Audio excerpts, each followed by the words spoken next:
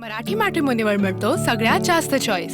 मराठी मॅट्रिमोनीने लाखो स्थळं जुळवली आहेत। यापेक्षा चांगली गोष्ट काय असू शकते? मराठी माणसांची नंबर 1 चॉईस मराठी मॅट्रिमोनी। राज्याचे उपमुख्यमंत्री अजित पवार यांच्या उपस्थितीमध्ये आज बारामतीमध्ये राष्ट्रवादी काँग्रेसच्या नगराध्यक्षपद आणि नगरसेवक यांच्या प्रचाराची सांगता सभा बारामतीतील शारदा प्रांगण येथे होणार आहे। खऱ्या अर्थाने ही सांगता सभा संध्याकाळी 6 वाजता होणार आहे। एकंदरीतच राष्ट्रवादी काँग्रेसचे 8 नगरसेवक हे बिनविरोध झालेले आहेत। मात्र आज जी सांगता सभा होणार आहे या सांगता सभेला मोठं महत्त्व आहे। उपमुख्यमंत्री अजित पवार आज काय बोलणार याकडे देखील सर्वांचं लक्ष लागलेलं आहे। बारामती नगरपालिकेमध्ये एकंदरीत चौरंगी लढत होत आहे। यामध्ये भारतीय जनता पार्टी असेल, राष्ट्रवादी काँग्रेस, शरदचंद्र पवार पक्ष आणि बहुजन समाज पक्ष तसेच राष्ट्रवादी काँग्रेस अशी चौरंगी लढत बारामतीमध्ये होणार आहे। एकंदरीतच बारामतीमधील जे शारदा प्रांगण आहे येथे संध्याकाळी 6 वाजता सांगता सभेचं आयोजन करण्यात आलेलं आहे आणि उपमुख्यमंत्री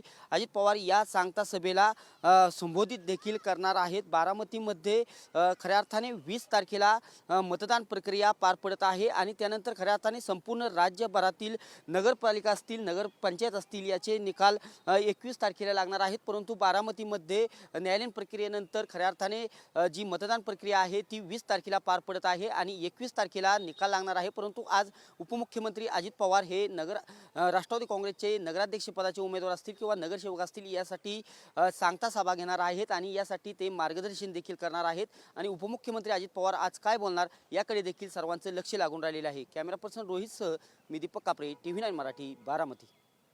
मराठी मॅट्रिमोनीवर मिळतो सगळ्यात जास्त चॉईस। मराठी मॅट्रिमोनीने लाखो स्थळं जुळवली आहेत। यापेक्षा चांगली गोष्ट काय असू शकते? मराठी माणसांची नंबर 1 चॉईस मराठी मॅट्रिमोनी।